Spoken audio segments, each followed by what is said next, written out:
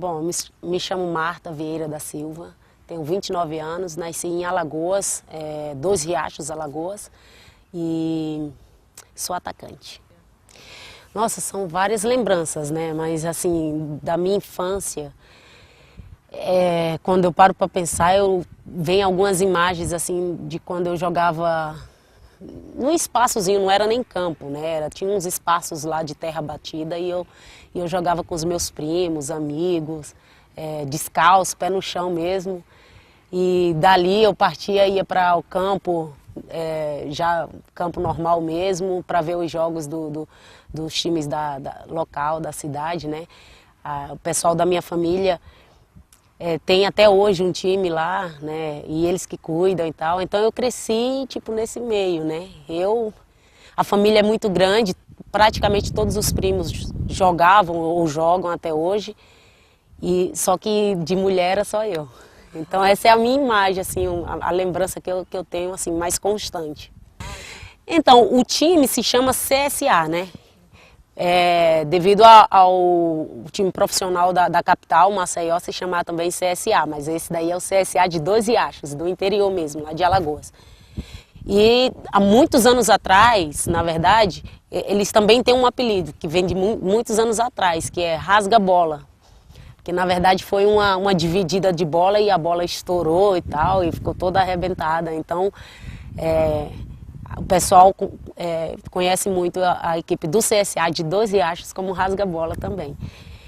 E como eu falei, tinha jogos nas cidades vizinhas, ou até mesmo na nossa cidade, eu estava sempre no campo, sabe, aquela criancinha pequenininha, magrelinha, esperava a bola sair só para ter o prazer de correr e dar um chute na bola, numa bola profissional. E aí não era só eu, era eu e mais uns 10 garotos que tinham essa mesma vontade, né? Então eu tinha que conseguir se sobressair e chegar primeiro na bola só para dar um chute na bola e voltar a bola pro pessoal para começar o jogo de novo. Sempre existiu, sempre. Era uma briga constante, né? Quando eu queria ir para o campo, queria participar dos treinos ou estar junto com o pessoal jogando, praticamente a família toda achava aquilo meio que anormal, né?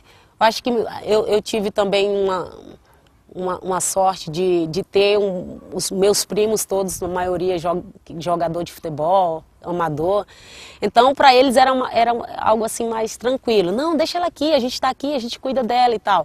Então, quando a gente estava nesse ambiente ali, mais família e tal, eu tinha essa facilidade maior. Mas quando era outra situação, tipo de brincar na rua com os meninos, a maioria não queria deixar e eu tinha que discutir com eles para me impor, eu tinha que me impor para poder jogar e, enfim, eu brigava mesmo, às vezes de sair no tapa, né, com eles, porque eu era muito, eu ainda sou um pouco, mas na minha infância eu era muito mais, destemida, sabe? Eu quero fazer isso, eu vou fazer isso, por que eu não posso fazer isso se eu sei fazer? Então era esse lema que eu levava sempre e funcionava, mas foi muito sofrido, porque ninguém quer ouvir desaforo, né?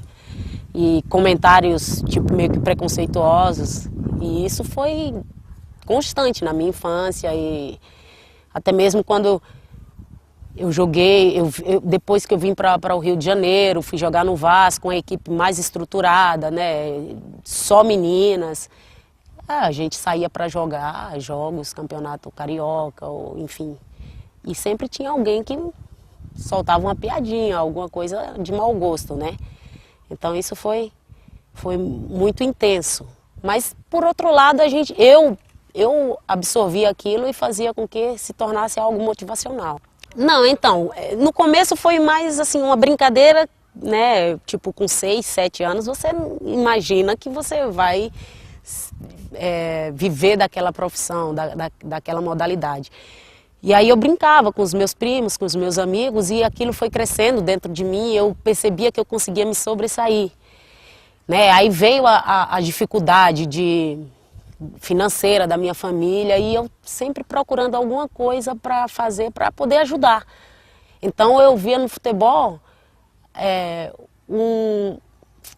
a opção que eu tinha para poder fazer com que isso acontecesse, né, de ajudar minha família e tal, porque era a coisa que eu sabia fazer de melhor. Então foi aí que eu comecei a traçar esse plano de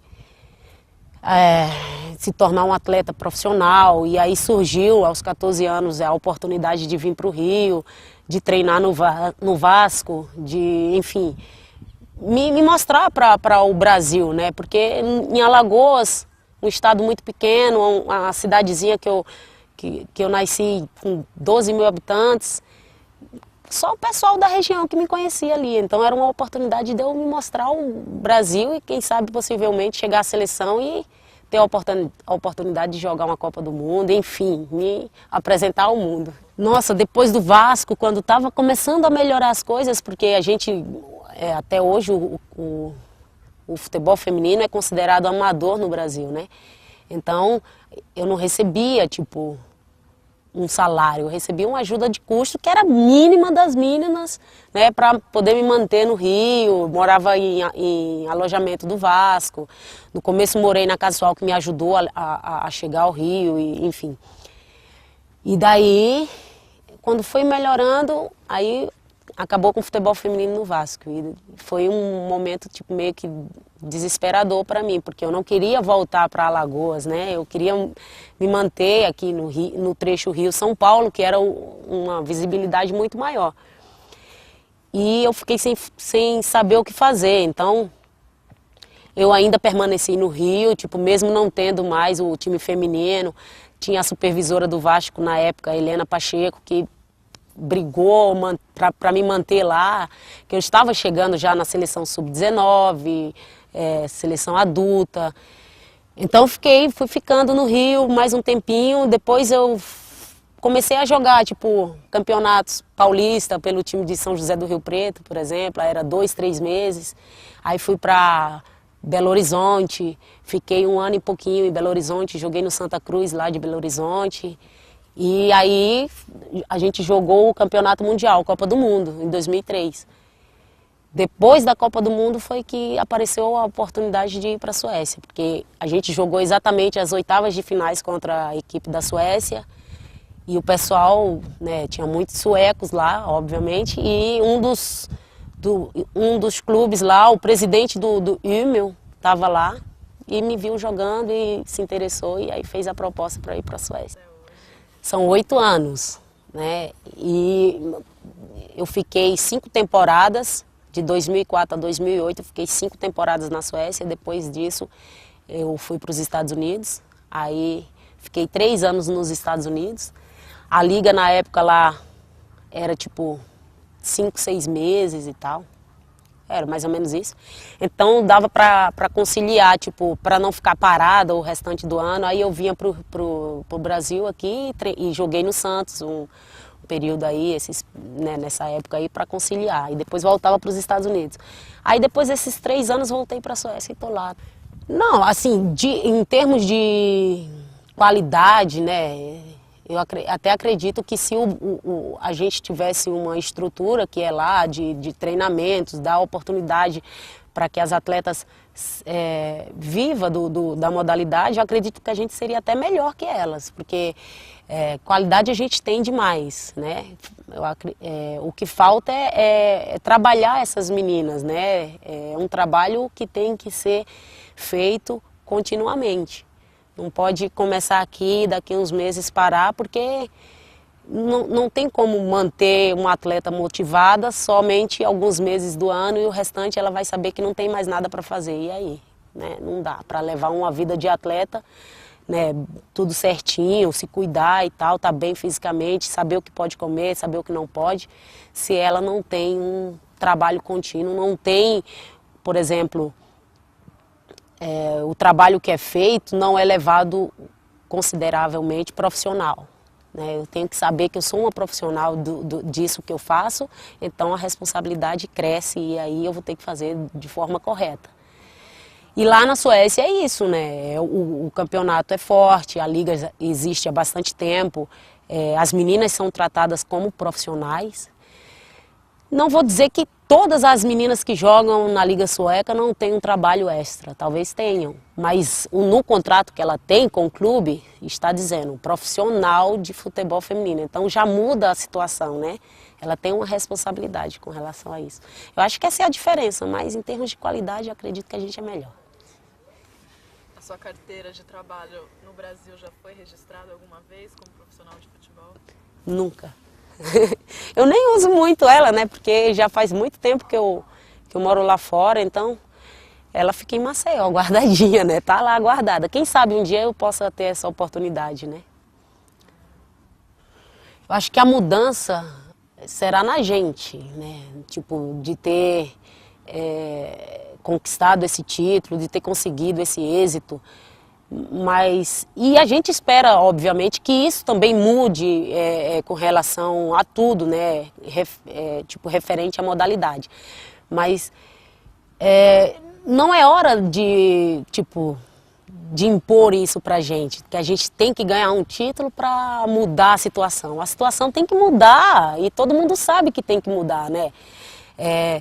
Já está um pouco melhor do que era antes, né, em termos de estrutura e até mesmo com relação ao público, né? As pessoas estão olhando para o futebol feminino de uma forma diferente e bem mais positiva. Mas acredito que é mesmo essa questão da sociedade aceitar a modalidade e perceber que isso existe já há bastante tempo. O futebol feminino já tem há muitos anos. Então não necessariamente temos que ganhar um título para que isso possa ser, tipo, um motivo de orgulho. Já tem que ser de agora, né? Porque se fosse para mudar, poxa, a gente já ganhou alguns títulos aí que eu acho que, né, que para outros países seria, tipo, um motivo de grande alegria. Não estou falando de um modo geral, que tem muita gente que se orgulha da modalidade, que acompanha, que conhece o dia a dia da gente, a nossa luta, mas em termos de mudança, né, de melhoria, isso já deveria ter acontecido há muito tempo. Ganhar como 5 vezes melhor do mundo e não, né? Então, é uma situação que eu creio que não tem que depender disso. Tem que depender mais da aceitação da sociedade. Sim, eu já tinha ouvido falar sobre isso, não estudei exatamente o que aconteceu. Eu acho que uma vez ou outra eu ganhei um jornal falando sobre isso. Tive a oportunidade de conhecer algumas atletas bem lá do começo, né? Foi super emocionante. E foi teve agora há pouco tempo uma exposição no Rio de Janeiro, foi bem mínima, bem pouquinha, bem nada comparado ao que está acontecendo agora. Mas algumas atletas da antiga estavam ali e a gente conversou sobre isso. É realmente algo, tipo, inaceitável, né? É bem que as coisas mudaram, né? E que continue mudando para melhor, porque o ser humano ser proibido de fazer o que gosta, né? Sem ter